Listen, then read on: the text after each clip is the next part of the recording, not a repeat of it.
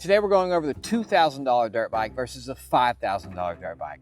Duh! $5,000 dirt bike is better, but you always have to wonder, is it worth 2.5 times the price?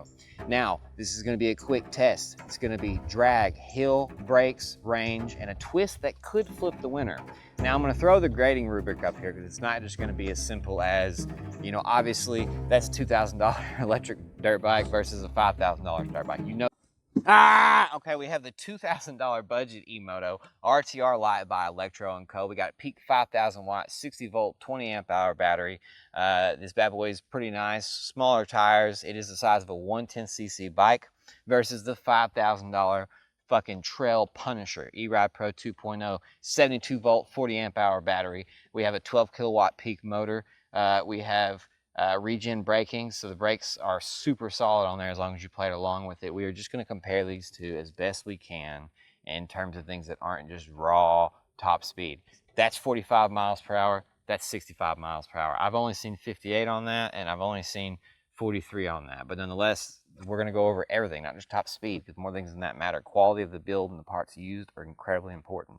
All right, so the braking test, really simple. I got 6 cones. I'm gonna stop at the first cone. Whichever bike stops the soonest has the best brakes. Now, some things to still consider in this test, to be honest, is one bike is heavier, one bike has more power, one bike has better brakes and regen.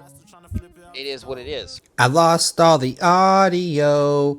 Imagine a whirring dirt bike. I don't know what happened to the audio, honestly. But the RTR does basically stop right at the last cone. And I assumed, obviously, the E-Ride Pro would be heavier, be harder to stop, and it was. Almost the exact wheelbase of the RTR LITE. So, you know, heavier, it's going to brake a little bit harder or a little bit longer on loose dirt. So up next is the traditional agility test known as the slalom. Basically, I'm just going to weave between these cones, the one that does the best, the fastest. So it's agility and speed, which is usefulness on a track. So we're going to start with the E-Ride Pro 2.0. We know it's faster, we know it does hills better, but is it more agile? Because it is in fact larger.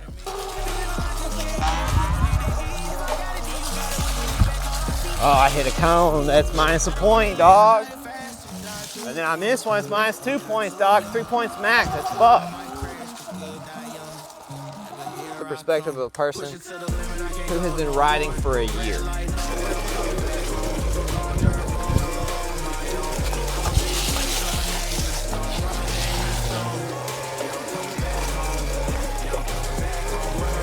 As most would guess, the RTR LITE was more agile, shorter wheelbase, a bit less power, so it's easier to control.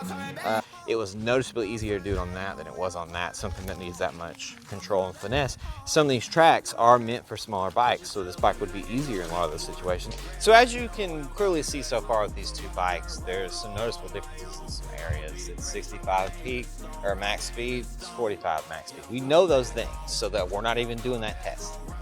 We just did the agility, and obviously not that skilled of a rider, but that's why it's such a good comparison, because not everyone out there is doing all the shit that you see on YouTube or jumping off fucking houses and stuff. Let's be very clear. The range on this, if you ride it right and you don't run it too hard, you'll be lucky to get 20 miles.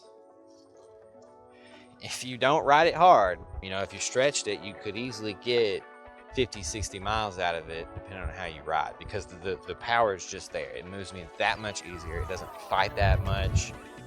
It's just sick. I mean, this thing, the range on this bike is clearly exceptional, and it's one of the things you pay more for as well. It's the 72 volt, 40 amp hour battery versus a 60 volt, 20 amp hour battery. 5K, 2K, up to you. But the $2,000 budget e-moto, the RTR LITE, let's go.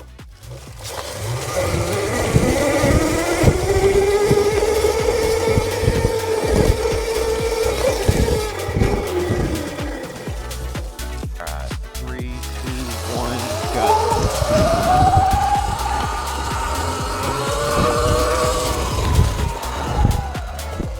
So comfort and build, the E-Ride Pro wins. That's, I mean, once again, not just a larger battery, but you are paying for just a more expensive, more quality parts at the end of the day. Now, it might not be worth you to invest extra money to get the extra quality parts, I'm a large man. I weigh 230 pounds. I'm 20 pounds from the max weight of the RTR LITE.